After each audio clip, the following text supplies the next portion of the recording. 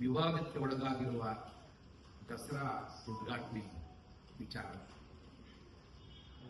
ದಸರಾ ಹಬ್ಬ ನಿಮ್ಗೆಲ್ಲ ಗೊತ್ತಿರೋ ಹಾಗೆ ವಿಶ್ವ ಪ್ರಸಿದ್ಧವಾದ ಕನ್ನಡಿಗರ ನಾಡ ಹಬ್ಬ. ದೇಶ ವಿದೇಶಗಳಿಂದ ಈ ನಾಡ ಹಬ್ಬಕ್ಕೆ ಅನೇಕ ಜನ ಪ್ರೇಕ್ಷಕರು ಬರ್ತಾರೆ. ಅಷ್ಟು ಪ್ರಸಿದ್ಧಿಯನ್ನ ಪಡ್ಕೊಟ್ಟಿದೆ. ಇಂಥ ಒಂದು ವಿಶ್ವ ಪ್ರಸಿದ್ಧ ನಾಡ ಹಬ್ಬವನ್ನ ಕ್ಷುಲ್ಲಕ ಕಾರಣಕ್ಕೆ ವಿವಾದಕ್ಕೆ ಈಡು ಮಾಡುವುದು ಕನ್ನಡಿಗರಿಗೆ ಮಾಡುತ್ತಿರುವ ಅವಮಾನ ಅಂತೇಳಿ ನಾನು ಭಾವಿಸ್ತೇನೆ. ಮತ್ತು ನಮ್ಮ ನಾಡಿನ ಹಿರಿಮೆಗೆ ನಾವೇ ಮಾಡಿಕೊಳ್ಳುತ್ತಿರುವ ಅಪಚಾರ ಅಂತೇಳಿ ನನಗೆ ಅನಿಸ್ತಾ ಇದೆ. ಯಾಕೆ ಅಂತಂದ್ರೆ ಈ ನಾಡ ಹಬ್ಬಕ್ಕೆ ಬಹಳ ಸುದೀರ್ಘವಾದ ಇತಿಹಾಸ ಇದೆ. ಸುಮಾರು 1610ರಲ್ಲಿ ಆರಂಭ ಆದದ್ದು. ಶ್ರೀರಂಗಪಟ್ಟಣದ ಕಾವೇರಿ ನದಿಯ ಉತ್ತರ ಭಾಗದಿಂದ ಈ ನಾಡ ಹಬ್ಬ ಮೊದಲು ಪ್ರಾರಂಭ ಆಯಿತು. 1799ರಲ್ಲಿ ಶ್ರೀರಂಗಪಟ್ಟಣದಿಂದ ಮೈಸೂರಿಗೆ ಮುಮ್ಮಡಿ ಕೃಷ್ಣರಾಜ ಒಡೆಯರ್ ಅವರು ಇದನ್ನ ವರ್ಗಾವಣೆ ಮಾಡಿ ಮೈಸೂರನ್ನ ಒಂದು ಸಾಂಸ್ಕೃತಿಕ ನಗರಿ ಅಂತ ಕರೆಯುವಷ್ಟರ ಮಟ್ಟಿಗೆ ಪ್ರಸಿದ್ಧಿಯನ್ನ ಪಡೆದುಕೊಂಡಿದೆ. ಇಂತಹ ನಾಡ ಹಬ್ಬವನ್ನ ಎಲ್ಲ ಜನರು ಸೇರಿ ಆಚರಿಸುವ ವಿಶೇಷವಾದ ಹಬ್ಬವನ್ನ ಅತ್ಯಂತ ಕ್ಷುಲ್ಲಕ ವಿಚಾರಗಳಿಗೆ ಇದನ್ನ ವಿವಾದಕ್ಕೆ ಈಡು ಮಾಡಿರುವುದು ಖಂಡಿತವಾಗಿ ಒಂದು ನಾಗರಿಕ ಸಮಾಜ ಒಪ್ಪತಕ್ಕದ್ದಲ್ಲ ಅಂತ ಹೇಳಿ ನಾನು ಭಾವಿಸಿಕೊಂಡಿದ್ದೇನೆ. ಅದಕ್ಕಾಗಿ ನಡೆದಿದೆ. ನಮ್ಮ ದೇಶಕ್ಕೆ ಮತ್ತು ವಿಶೇಷವಾಗಿ ಕನ್ನಡಕ್ಕೆ ಬಹುದೊಡ್ಡ ಗೌರವವನ್ನು ತಂದುಕೊಟ್ಟಂತ ಬಾನು ಮಸ್ತಾಕ್ ಅವರು ತಮ್ಮ ಕಥೆಗಳ ಮೂಲಕ ಪಡೆದುಕೊಂಡ ಬುಕರ್ ಪ್ರಶಸ್ತಿಯನ್ನ ತಂದುಕೊಟ್ಟ ಕಾರಣದಿಂದಾಗಿ ಅವರು ನಮ್ಮ ನಾಡಿನ ಹೆಮ್ಮೆ ಅಂತ ಅನಿಸಿಕೊಂಡಿದ್ದಾರೆ. ಇಂತಹ ಹೆಮ್ಮೆಯ ಹೆಣ್ಣು ಮಗಳೊಬ್ಬಳನ್ನ ಕರೆದು ಈ ನಾಡ ಹಬ್ಬವನ್ನು ಉದ್ಘಾಟನೆ ಮಾಡಿಸ್ತೇವೆ ಅಂತೇಳಿ ಸರ್ಕಾರ ಬಹಳ ವಿವೇಚನಾ ಪೂರ್ವಕವಾಗಿ ತೀರ್ಮಾನವನ್ನು ಕೈಗೊಂಡಿದೆ ಅಂತೇಳಿ ನಾನು ಭಾವಿಸಿದ್ದೇನೆ. ಕಾರಣ ಇಷ್ಟೇ, ಎಲ್ಲ ಧರ್ಮಗಳಲ್ಲಿರುವ ಹೆಣ್ಣು ಮಕ್ಕಳು ಶೋಷಿತರೆ. ಅದು ಹಿಂದೂ, ಇಸ್ಲಾಂ, ಕ್ರಿಶ್ಚಿಯಾನಿಟಿ, ಸಿಖ್ ಧರ್ಮ, ಹೀಗೆ ಎಲ್ಲ ಧರ್ಮಗಳ ಹೆಣ್ಣು ಮಕ್ಕಳು ವಿಶೇಷವಾಗಿ ಅವರು ಶೋಷಿತರು. ಅವರಿಗೆ ಎಷ್ಟು ನೀವು ಪ್ರೋತ್ಸಾಹವನ್ನು ಕೊಟ್ಟರೂ ಕೂಡ ಕಡಿಮೆ ಅಂತಲೇ ನಾನು ಭಾವಿಸಿರುವವನು. ಅಂಥದ್ರಲ್ಲಿ ಅಂತಹ ಹೆಣ್ಣು ಮಗಳೊಬ್ಬಳನ್ನ, ನಮ್ಮ ನಾಡಿಗೆ ಹೆಮ್ಮೆಯನ್ನ ತಂದಂತಹ ಹೆಣ್ಣು ಮಗಳೊಬ್ಬಳನ್ನ ಕರೆದು ಉದ್ಘಾಟನೆ ಮಾಡಿಸ್ತಕ್ಕಂಥ ತೀರ್ಮಾನ ಅತ್ಯಂತ ಸಮಯೋಚಿತವಾದದ್ದು.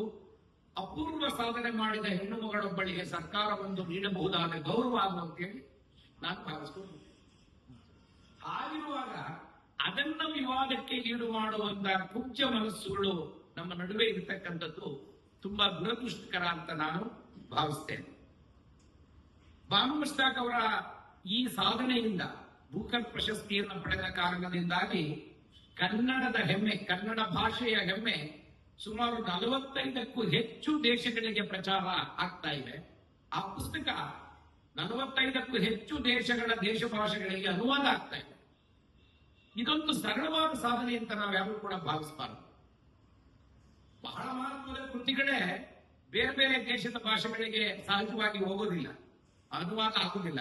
ಹೆಚ್ಚು ಅಂದ್ರೆ ಇಂಗ್ಲಿಷ್ ಭಾಷೆಗೆ ಅನುವಾದ ಆಗ್ತದೆ. ಭಾರತದಲ್ಲಿರುವ ಅನೇಕ ಭಾಷೆಗಳಿಗೆ ಆ ಪುಸ್ತಕ ಅನುವಾದ ಆಗೋದಿಲ್ಲ.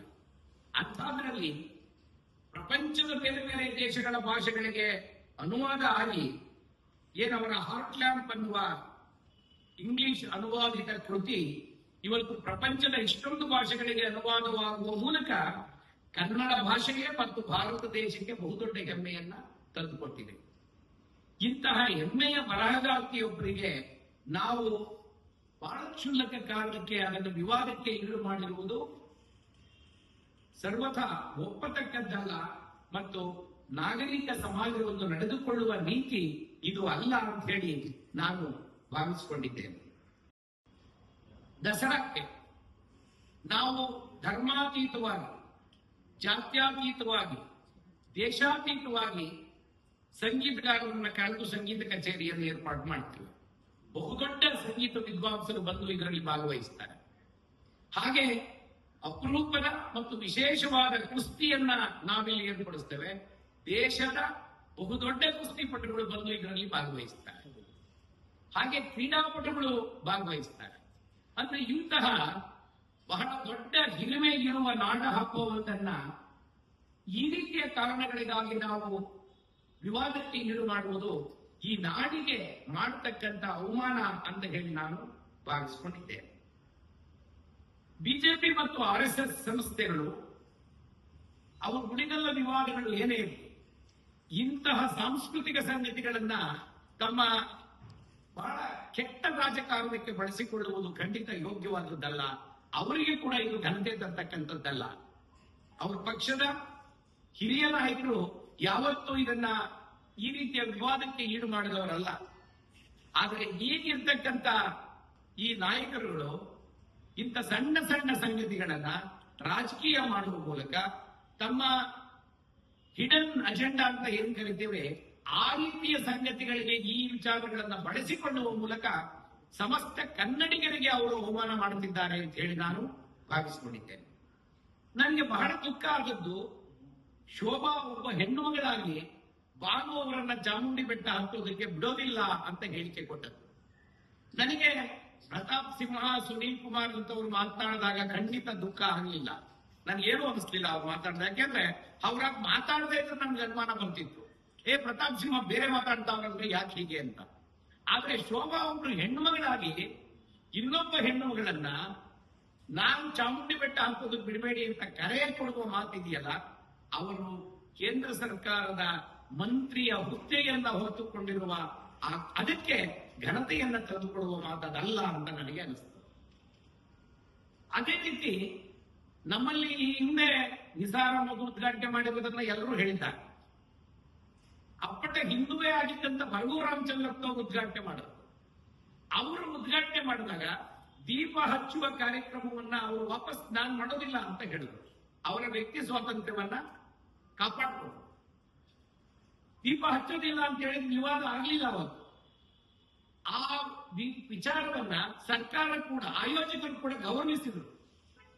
ಇದು ಬಹಳ ಮಹತ್ವದ ಸಂಗತಿ. ವ್ಯಕ್ತಿ ಸ್ವಾತಂತ್ರ್ಯವನ್ನ ಉಳಿಸಿಕೊಂಡೂ ಕೂಡ ಇಂಥ ಸಮಾರಂಭಗಳಲ್ಲಿ ಭಾಗವಹಿಸಿ ಅದರ ಘನತೆಯನ್ನು ಹೆಚ್ಚಿಸುವುದು ಅಥವಾ ಅಂತ ಗೌರವಕ್ಕೆ ಪಾತ್ರರಾಗುವುದು ಒಳ್ಳೆಯ ವಿಚಾರ, ಸದ್ವಿಚಾರ ಅಂತೇಳಿ ನಾನು ಭಾವಿಸಿಕೊಂಡಿದ್ದೇನೆ.